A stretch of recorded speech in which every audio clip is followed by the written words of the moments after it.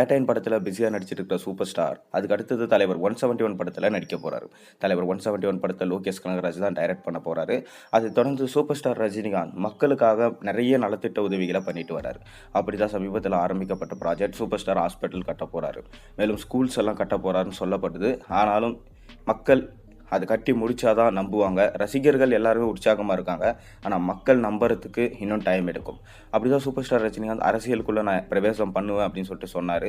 ஆனால் கடைசியில் அவரோட உடல்நிலை சரியில்லாமல் போனதுனால அரசியலுக்குள்ளே அவரால் என்ட்ரி கொடுக்க முடியல. அதை தொடர்ந்து சூப்பர் ஸ்டாருக்கு இந்த கட்சியிலிருந்து கூப்பிட்டாங்க, அந்த கட்சியிலிருந்து கூப்பிட்டாங்க, இங்கே ஆதரவு கேட்டாங்க, இவங்க ஆதரவு கேட்டாங்கன்னு எல்லாம் சொல்லப்பட்டது. ஆனால் சூப்பர் ஸ்டார் யாருக்குமே ஆதரவு தெரிவிக்கல. ஒரு பக்கம் சூப்பர் ஸ்டார் சங்கி பிஜேபிக்கு தான் ஆதரவு தருவார், அவர் என்றைக்குமே மோடி பக்கம் தான் அப்படின்னு சொல்லிட்டு மறைமுகமாக சொல்லப்பட்டாலும் அவர் என்றைக்குமே யார் பக்கமும் ஆதரவு இல்லை அப்படின்னு சொல்லிட்டு சொல்லிட்டாரு. சமீபத்தில் கூட பார்த்தீங்கன்னா ஸ்டாலின் அவர்கள் சூப்பர் ஸ்டாரை கூப்பிட்டதாகவும் சூப்பர் ஸ்டார் என்னுடைய கட்சிக்கு எனக்கு ஆதரவு தெரிவிக்கவும் ஏற்கனவே திமுக சார்பில் பார்த்தீங்கன்னா நம்ம கலைஞர் இருந்தப்போ அவருக்கு ஆதரவு தெரிவிச்சிருந்தார். அந்த மாதிரி இப்போ நமக்கு ஆதரவு தெரிவித்து ஓட்டு சேகரிக்குமாறு நம்ம ஸ்டாலின் அவர்கள் மறைமுகமாக கேட்டதாகவும் அதுக்கு சூப்பர் ஸ்டார் ரஜினிகாந்த் இல்லை, நான் இப்போ ஆன்மீக அரசியல் தான் பண்ணிகிட்டு இருக்கேன், அதனால் உங்களுக்காக எப்பயும் நான் துணையாக இருப்பேன், ஆனால் என்னால் நேரடியாக ஓட்டு கேட்க முடியாது, உங்களுக்காக நிற்க முடியாது அப்படின்னு சொல்லிட்டு என்னை மன்னிச்சிடுங்க அப்படின்னு சொல்லிட்டு சொல்லியிருக்காரு. ஆனாலும் ஸ்டாலின் என்ன சொல்லியிருக்காருன்னா, பரவாயில்ல இருக்கட்டும் விடுங்க, நீங்கள் உங்களோட பாதையை கண்டினியூ பண்ணுங்கள், நான் என்னோட பாதையில் போகிறேன் அப்படின்னு சொல்லிட்டு அவர் சொல்லியிருக்காரு. இதனால் சூப்பர் ஸ்டார் ரஜினிகாந்த் ஆன்மீக அரசியலை தீவிரமாக பண்ணிகிட்டு இருக்காரு.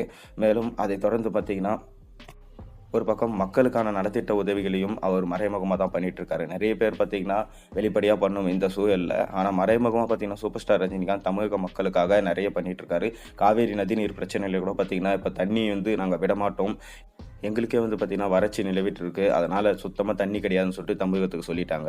அந்த பிரச்சனையில் கூட சூப்பர் ஸ்டார் ரஜினிகாந்த் எதனா தலையிட்டு சுமூகமாக முடிச்சு வைப்பாரா அப்படின்னு சொல்லிட்டு எல்லாரோடும் எதிர்பார்க்கப்படுது. ஏன்னா சூப்பர் ஸ்டார் ரஜினிகாந்த் என்னதான் அரசியலுக்குள்ளே வருவேன் அப்புறம் வரமாட்டேன்னு சொன்னாலும் ரசிகர்கள் இன்னைக்கு வரைக்கும் பார்த்தீங்கன்னா அவர் நம்பிட்டு இருக்காங்க. மக்கள் எல்லாருமே பார்த்தீங்கன்னா சூப்பர் ஸ்டார் ரஜினிகாந்த் எதுனா செய்வார், நிச்சயமாக செய்வாருன்னு சொல்லிட்டு நம்பிட்டு இருக்காங்க.